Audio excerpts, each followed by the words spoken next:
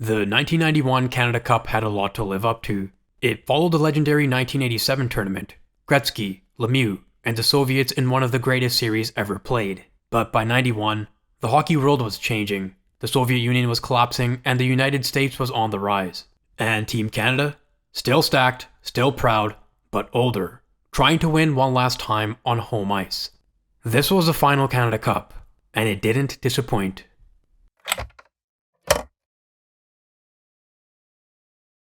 Going into the 91 tournament, organizers were aware that this was likely the final Canada Cup, and the host country wanted to go out with a bang. Mike Keenan was brought back as head coach and GM, a controversial decision. In 87, players almost walked off the team because of his harsh and demanding tactics. In 91, 57 players were invited to training camp, including Brett Hull. Hull just won his first Hart Trophy after scoring 86 goals. Hull, a dual citizen, played for the Americans at the 86 World Championships after Canada declined to invite him. He was still eligible to make the switch, and many thought an opportunity to line up beside Gretzky would be enough to entice Hull. Hull himself said the opportunity would play a role in his decision, but ultimately, he committed to the US. His agent came out and said he just feels more American. The US got a huge boost and were expected to take the Soviet spot as Canada's biggest threat. They had Mike Richter in net, Gary Suter, Chris Chelios, Brian Leach, Pat LaFontaine, and Jeremy Roenick. On paper, Alan Eagleson said this team is almost as good as Team Canada. Gretzky even came out and said he expected a Canada-US final. But if Canada was going to reach the final, they were going to have to do it without several key players.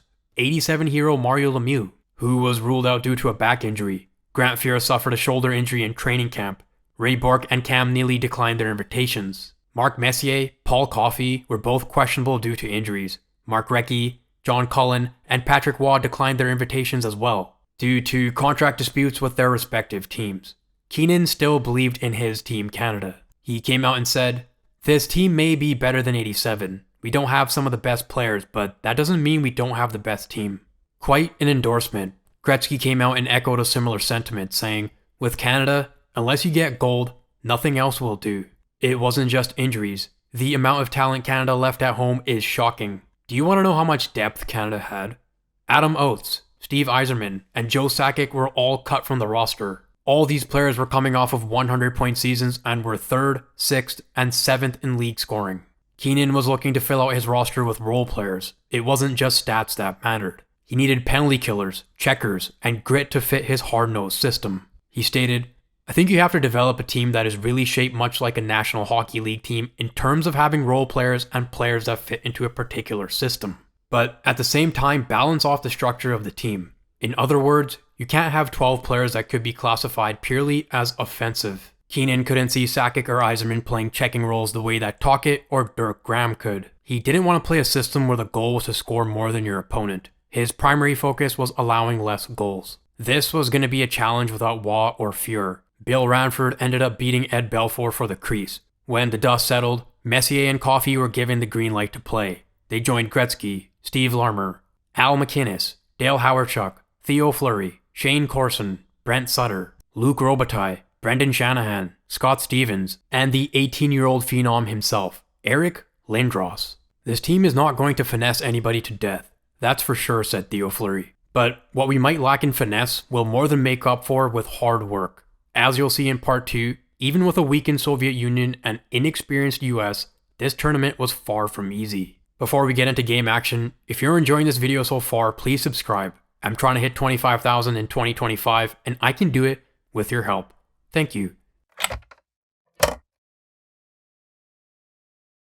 Canada opened this tournament against the pesky Finns, who were led by Jari Kurri and Esa Tikkanen. Canada dominated this game after 2, outshooting the Finns 32-19. But the score was level at 1. Early in the 3rd, Brendan Shanahan gave Canada the lead, swatting a bouncing rebound past Marcus Ketterer. But with 5:42 remaining, Jani Ojanen scored his second for the Finns to tie it up at 2. Ketterer made 44 saves, and this game ended in a tie. "We just didn't have the passion and emotion that you need to have at this level," said Keenan. "We just didn't seem to have a sense of urgency about the game." Keenan seemed allergic to accountability. He already left a ton of talent at home, and his decision to scratch Fleury for the opener confused many. Questions arose. Does this team have enough firepower to compete? 48 hours later, Canada lined up against the up-and-coming US team, who had extra motivation going into this tournament. During training camp, their head coach Bob Johnson was diagnosed with brain cancer. He immediately began treatment, but was still overseeing the team from the hospital. Unfortunately, he passed away later that year. His American team put up a valiant effort against the Canadians, but a lack of discipline really hurt them. 7:48 into the first, Gretzky passes it down low to Robitaille, who finds Lindros backdoor to make it 1-0. You heard that correctly. An 18-year-old Lindros was playing power play 1. Shortly after that, short-handed, Gretzky turns on the Jets, finds Larmer on a 2-on-1, and he makes no mistake beating Mike Richter. 2-0. Before the end of the period, Howardchuk added another on the power play. Canada had the most dangerous lead in hockey, 3-0. In the second, Scott Stevens cruised down Broadway to make it 4-0, and shortly after that, Gretzky again on a 2-on-1 finds a streaking Shanahan. This game was 5-0 not even halfway through the game, and Canada cruised to a 6-3 win. Next up were the Swedes, who boasted some notable young talent, Nicholas Lidstrom and Mats Sundin. The Swedes actually controlled play throughout the game, outshooting Canada 37-23. But that being said, Canada had Wayne Gretzky. With Theo Fleury in the penalty box, Gretzky forechecked deep into the Swedish zone, cut off a clearing attempt, fed Steve Larmer in front, and he made no mistake beating Thomas Soderstrom. 1-0 Canada. Moments later, Canada was still shorthanded. Another 2-on-1. This time Gretzky feeds his Oilers teammate Paul Coffey, and it's 2-0 Canada. 7:29 into the first, Gretzky finds Dirk Graham, one of Keenan's role players, and he makes it 3-0. Gretzky finished with 3 assists in the period, and Canada held on to win 4-1. I had a little bit of jump, and I felt ready. The last 2 nights we didn't come out that strong, said Gretzky. Even though Canada came out strong and built an early lead, this comment is a little misleading. Canada was thoroughly outshot 37-23, and Bill Ranford stood on his head. 2 days later against the Czechoslovakians, Ranford had a much easier evening. Canada came out and blitzed the Czechs. First, it was Wayne Gretzky just 3 minutes in. 1-0 Canada. 3 minutes after that, on a 4-on-2 rush, Russ Courtnall finds the trailer Al MacInnis to make it 2-0. MacInnis wasn't done there. 9:25 into the first, he takes a pass from Larmer and absolutely hammers one home to make it 3-0. A minute later, Messier finds Theo Fleury in the faceoff dot, and he makes no mistake. 4-0 Canada halfway through the first, and this one was over. Canada cruised to a 6-2 victory. Canada was about to face the Soviet Union for possibly the final time, but the big story was Eric Lindros. Not because he was the first overall pick and the next great one, but because this game was set to take place in Quebec City. He told the Nordiques not to draft him, but they took him anyways. He had no interest in signing with the team and playing for their owner, but they selected him anyways. How were fans in Quebec City going to react? The media was predicting boos and possibly even violence, but all Lindros received were some jeers. His parents were also subject to taunts from fans, but they were relatively safe in their private box. Overall, it was an uneventful night on the Lindros front. It was also an uneventful game. A bit of a snooze fest. The Soviets were a shell of their '87 team, and their most exciting player Pavel Bure skipped the tournament. The game finished 3-3, and the Soviets were eliminated. They finished 5th in the tournament. A humiliating end to a golden era. Canada's semi-final matchup was set. They had to get through the Swedes. In their round-robin game, the Swedes had no answer for Gretzky. He put up 3 assists in the first period. His LA Kings teammate Thomas Sandstrom didn't know how to stop Gretzky. He suggested that they just kidnap him. Mats Sundin was a little more pragmatic. He suggested that they try shadowing him the entire game. Did it work? Of course not. Late in the second period, Larmer intercepts a D-to-D pass, chips it to Gretzky, who beats Soderstrom on the backhand to make it 1-0. This ended up being the game winner as Canada cruised to a 4-0 victory. Gretzky said, "You get to a point where you're always having to prove yourself. I've never had anybody say absolutely everything positive. There's always been but. Now my but is my age. I'm 30, so it's he's good, but for me, that's motivation." Gretzky did a remarkable job carrying Canada to the final without his running mate from '87. But as you're going to see in part 3, Canada was going to have to finish this off without the great one. This was because of a cheap shot from one of the dirtiest players in history.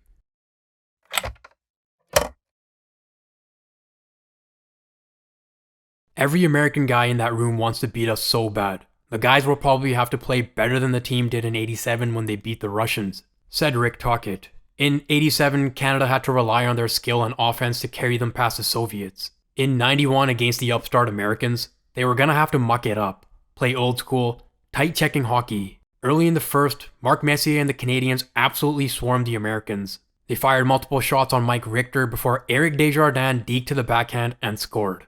1-0, Canada. Shortly after, Gretzky had a chance to make it 2-0, but couldn't beat Mike Richter on the backhand. At the other end of the ice, it looked like Brian Leetch had tied the game, but the refs called no goal. The net was off his moorings. Lucky break for Canada. In the second period, Canada doubled their lead. An Al MacInnis rocket rebounded off of Richter to the worst possible player from an American perspective, Wayne Gretzky. He finds Steve Larmer for one of the easiest goals of his career. 2-0, Canada. How did the Americans respond to this? By throwing one of the dirtiest cheap shots in the history of international hockey. Who threw this hit? Of course it was Gary Suter, one of the scummiest players in history. He makes a beeline straight into the numbers and crushes Gretzky into the boards. No attempt was made to avoid the 99 stitched on Gretzky's jersey. This hit was so bad that even Don Cherry called out the referees. Not even a penalty was assessed to Gary Suter. To make matters worse, this hit sparked the Americans. Jeremy Roenick finds Gary Suter, who should have been thrown out the game, and the Americans cut the lead in half. Brett Hull then almost ties the game, but Ranford comes up big to keep it 2-1. Heading into the third, Canada needed to lock it down to steer it home.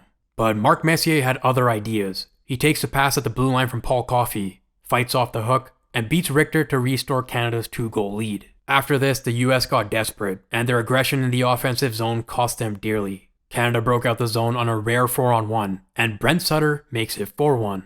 Canada took Game 1 and was just one game away from claiming the 5th and final Canada Cup. They also had a chance to make history, the first and only team to make it through the Canada Cup undefeated. But they were going to have to do it without Gretzky. He was ruled out of Game 2 with back spasms. Gretzky carried Canada to the final, and Canada came out determined to win it for their leader. Sorry Canucks fans, but who other than Mark Messier to lead the breakout and fire one home past Mike Richter? Canada had an early 1-0 lead. They weren't done there. Just 20 seconds later, Larmer finds some space in the American zone and rips one past Richter. Canada headed into the first intermission with a 2-0 lead, but like I said, the Americans had no quit. First, it was Mike Modano finding Jeremy Roenick backdoor to make it 2-1. Halfway through the second, Kevin Miller stunned Bill Ranford. He fired one home from the point, and the Canadian crowd was quiet. This game was all tied heading into the third, but it was never in doubt. Again, it was Steve Larmer blowing past the US defense and making no mistake to score the winning goal. Dirk Graham scored the game winner, and Canada won the final legendary tournament. This wasn't the most exciting Team Canada, but it was one of the most balanced and well-constructed rosters. We didn't have a Guy Lafleur or a Mike Bossy or a Mario Lemieux, but we had 4 lines who just kept rolling over the boards and getting the job done. Mike never really had to shorten the bench. No question, this is the best Team Canada ever. What do you guys think? Do you agree with Gretzky's assessment? Was this the greatest Team Canada of all time? What makes a team great? Is it having 18 Hall of Famers like the 76 team, or is it balanced like we saw in 91? That's all I have for you guys today. If you enjoyed this video, please like, comment, and subscribe. Thank you.